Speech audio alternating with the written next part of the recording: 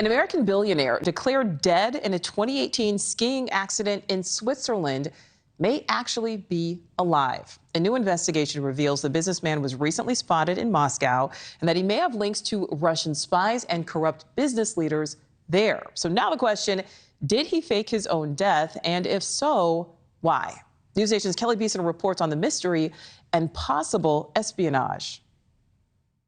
The mysterious death or disappearance of billionaire Karl Haub is taking a stranger turn. A new report claims he may be alive and well, living in Russia. In 2015, Haub was training for a Swiss ski mountaineering race at the time of his death. His body was never found. 3 years later, he was declared legally dead. But a new investigation by a German news organization says Haub was recently ID'd in Moscow through a Secret Service facial recognition camera. Some believe Haub may have faked his death on the Swiss mountain peak. The fact that he could easily get from one country to the next, really just by foot, up one mountain in Switzerland, down the other in Italy.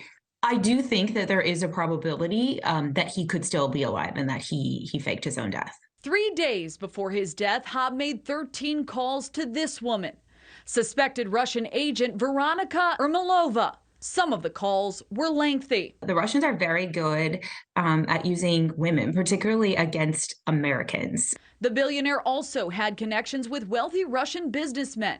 Sergei Grishin, known as the Scarface oligarch, who sold Harry and Meghan their California home for $14.7 million. Grishin got his nickname because he also owned the house where the 1983 Al Pacino movie Scarface was filmed. So they most likely approached him and said, hey, look, we will offer you a massive sum of money. Or maybe they said, we will offer you business contracts that will be very lucrative for your business in Russia if you will spy for us. In his final days, Haub also called Russian mogul Andrei Suzdaltsev, who ran a bank in Russia known as a Russian laundromat.